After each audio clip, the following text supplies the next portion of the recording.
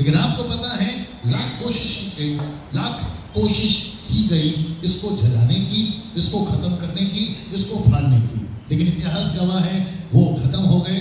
जिसने फाड़ने की कोशिश करी वो जल गए, जिसने इसको जलाने की कोशिश करी ये अभी तक चल रहा है।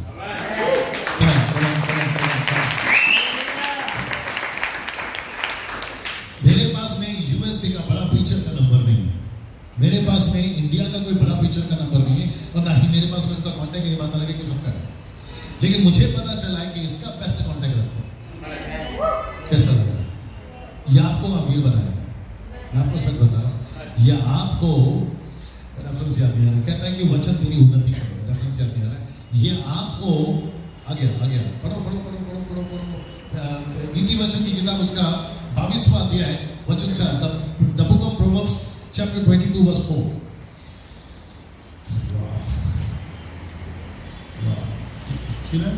जी पढ़िए 22 का 4।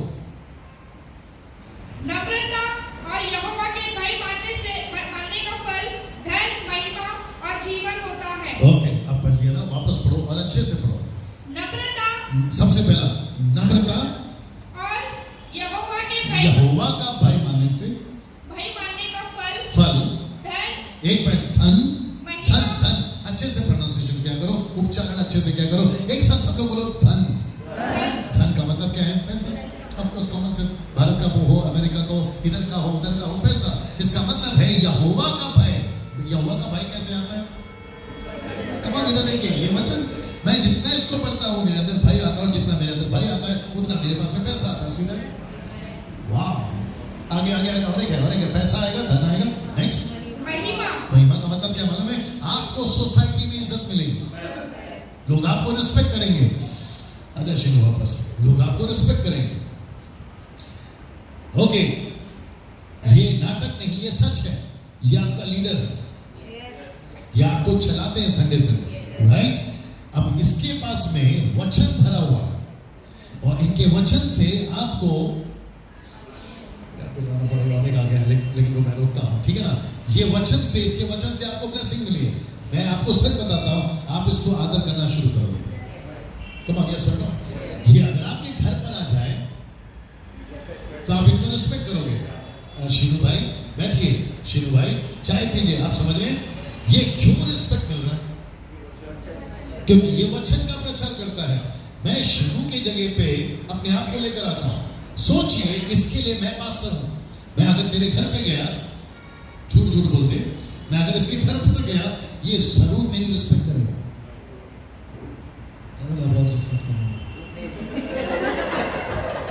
अब मेरे साथ में, और मैं आपको बताऊं, इसकी जितनी ताकत होगी ये चाय, कॉफी, नाश्ता, खाना, चिकन, मटन ये सब में डाल देगा। बोला डैनियल भाई आप मेरे घर पर क्यों? क्योंकि मैं तुम्हारा पास्टर हूं, इसलिए मैं जब तेरे को मिला था तभी नहीं था ना इतना सब कुछ। ये मुझे रिस्पेक्ट क्यों कर रहा है? कहाँ लिखा है? पहला थिस्सलुनीके 5:17 पढ़ना। पहला थिस्सलुनीके 5:17। हम फ्रेम में हैं सलू।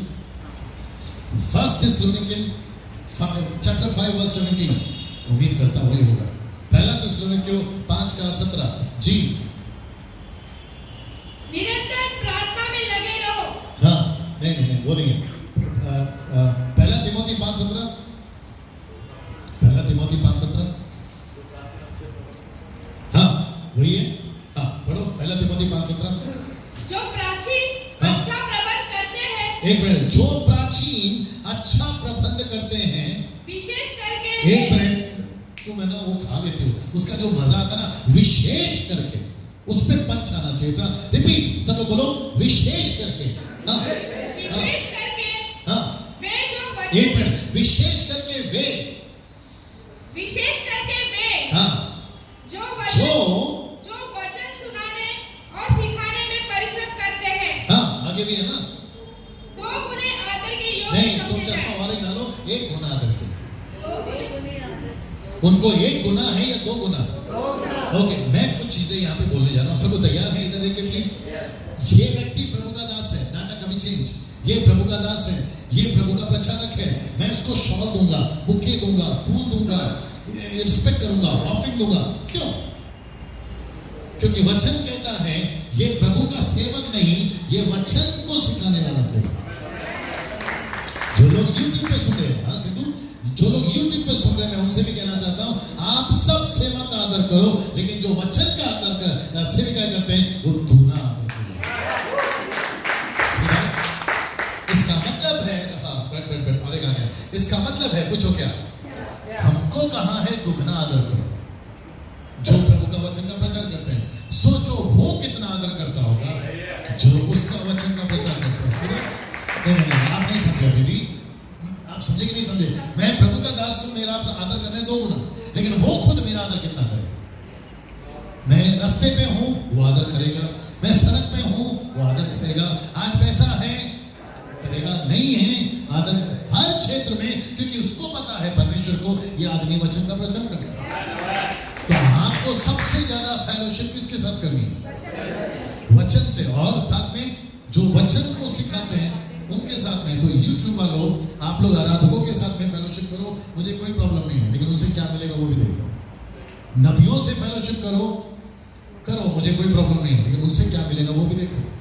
आप अच्छे अच्छे प्रचारकों जो हीलिंग करते हैं उनसे फेलोशिप करो, मुझे कोई प्रॉब्लम नहीं है, लेकिन ऐसों के साथ कब करना शुरू करोगे जो इसको सिखाते हैं?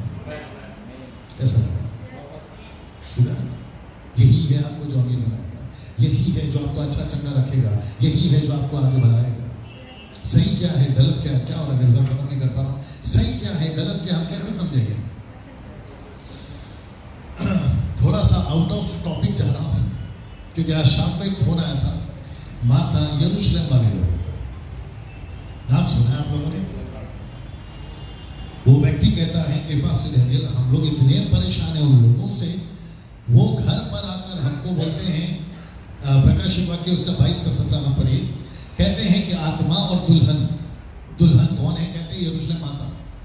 मतलब एक पिता है, एक पुत्र है, पवित्र आत्मा है, ऊपर एक माँ भी है। मेरे को नहीं समझ में आता है कि मैं उनके साथ में क्या करूं। काश मेरे पास कुछ होता तो मैं उनको कर देता। सब लोग पूछो क्यों?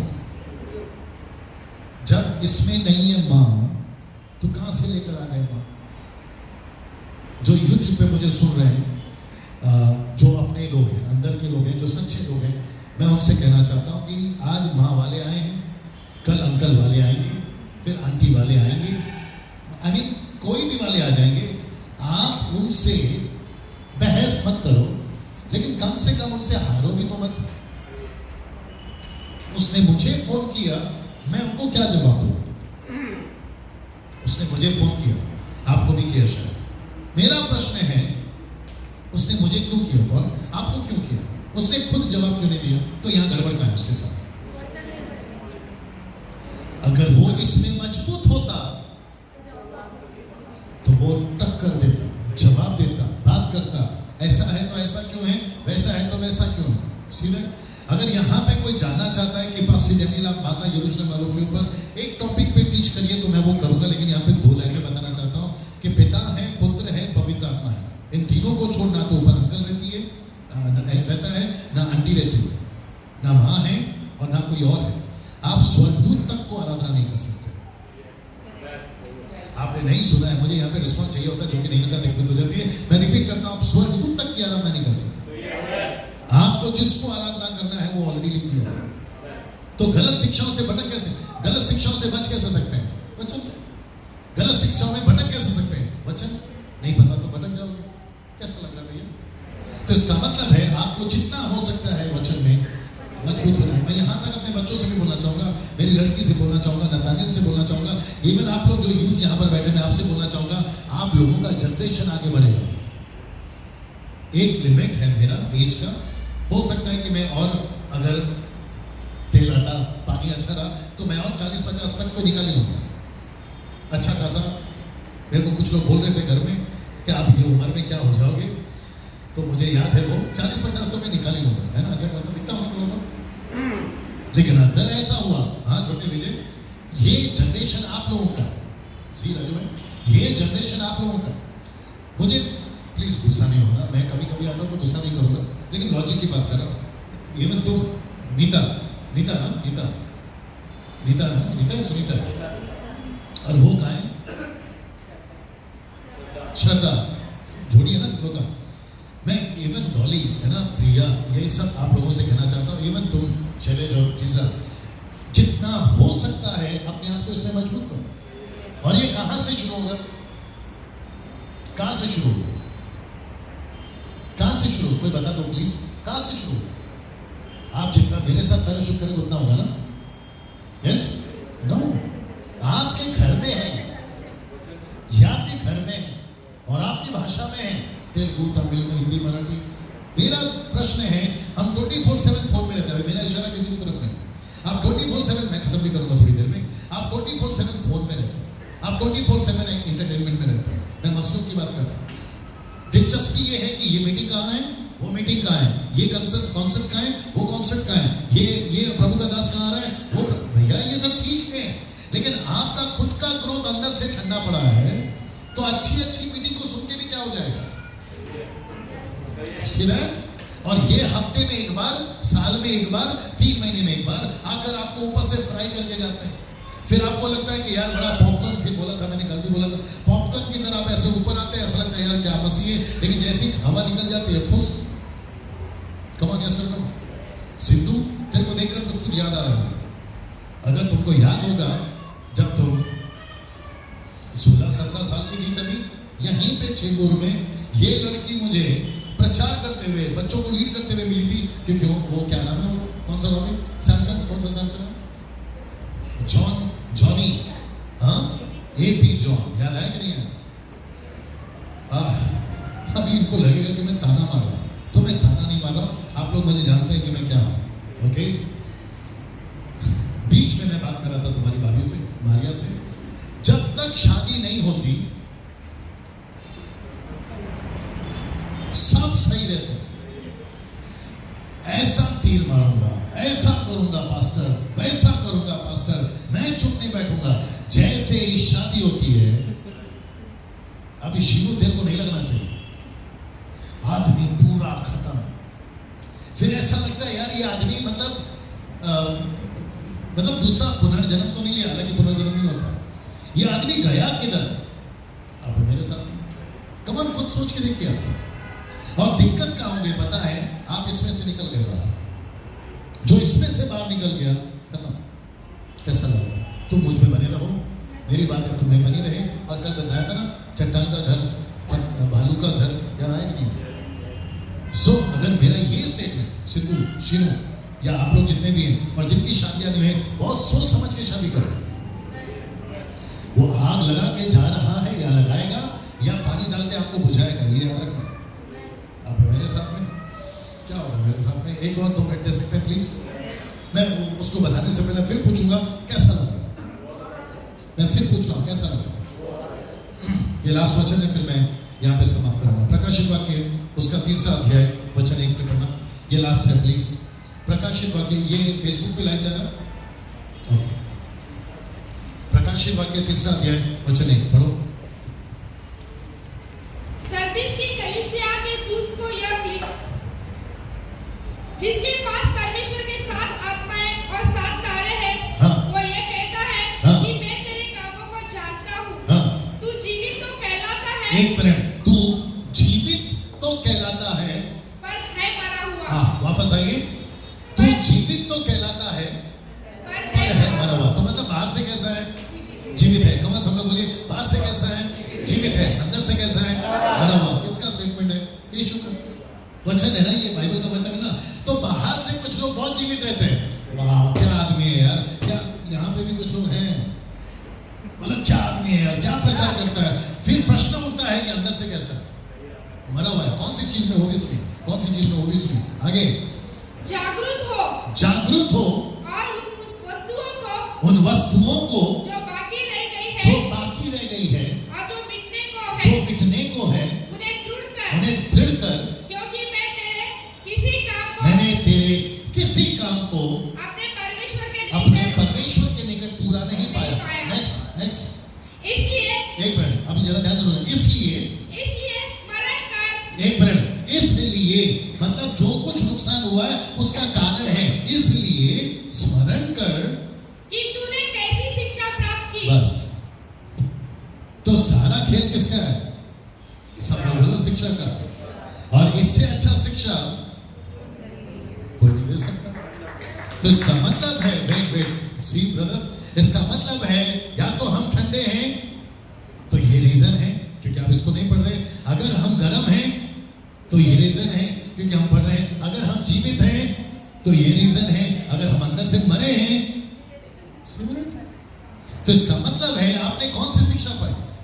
मैं यहां पे भी लोगों को पूछूंगा कौन सी शिक्षा पा रहे हैं आज आप लोग? क्या हो रहा है? कौन से चर्च में जा रहे हैं आप लोग? पीछे लाइट है, शुरू हो जाओ। पीछे धुआं है, हाईटेक साउंड सिस्टम है, ऊपर से इक्विपमेंट्स है, एटेक क्या बोलते हैं, कीबोर्ड है, ड्रम सेट है, लेकिन प्रभु पूछ रहा है बेटा जिंदा तो दिख रहा है? सीधा यहां प्रश्न है, हम अंदर से जिंदा रहें या बाहर से जिंदा रहें? अगर हम अंदर से जिंदा हैं तो बाहर से दिखाने की जरूरत नहीं है, आदमी जिंदा है। सीधा। और आपको अंदर से जिंदा, ऑफ कोर्स अभी बताया था, वचन ही रखता है कौन सी शिक्षा। कौन से पास्टर के पास जाते हैं आप? कौन से चर्च में जाते हैं आप? मैथोडिस्ट है, कैथोलिक है, सियना है, मार्थोमा है, ऑर्थोडॉक्स है, ब्रदरन है, पेंटिकॉस्टल है, कैरिस्मेटिक है, कौन से चर्च में जाते हैं आप? मैटर करता है। कौन से पास्टर को सुनते हैं? मैटर करता है। कौन से यूट्यूब पे प्रीचिंग सुनते हैं? मैटर करता है। क्या हो रहा है मेरे साथ में? ऐसा लिखा है कि अंत के दिनों में कानों की खुजली, ईयर टिकलिंग, कानों की खुजली के चलते बहुत सारे उपदेशक बटोर लेंगे, जो अच्छा बोलता है उसी को सुनेंगे, जो कड़क बोलता है उसको नहीं सुनेंगे। तो प्रश्न है कि कौन सी शिक्षा? सीधा। कैसा लग रहा है मेरा मैसेज अगर अभी का? क्योंकि यहाँ से ठीक 2 महीने के बाद मैं आपको देखूंगा, क्योंकि 2 महीने में बॉम्बे में नहीं हूँ। अगर मेरा ये मैसेज आपको 2 महीने तक और आगे फिर मसीह आने तक अगर आपको बचा के रखता है, मेरा यहाँ पे आना सफल रहा। अगर आपका वचन पढ़ने का लाइफ खत्म हो गया है, शुरू करिए। मैं तो कहता हूँ एक से एक अपने चर्च में AK-47 चाहिए। AK-47 समझते हैं? जो भी बात करो वचन से बात करें। इधर वचन से बात करो। तेरा बकवास नहीं सुनेंगे। माता लेकर आया, बाप लेकर आया, उसको लेकर आया, आंटी को लेकर आया, अंकल को लेकर आया, नहीं सुनना है। वचन से बात कर। कुछ लोग यहाँ पर बैठे हैं जो मेरे को अच्छा लगता है, जो वचन से बात करते हैं। और वचन से अगर बाहर बात कर रहे हैं तो उनको दूर से नमस्ते। ये सीखना बहुत जरूरी है क्योंकि दिन बुरे आ रहे हैं। कैसा लग रहा है साहब? एक अच्छी ताली बजाए प्रभु को धन्यवाद। Thank you sir.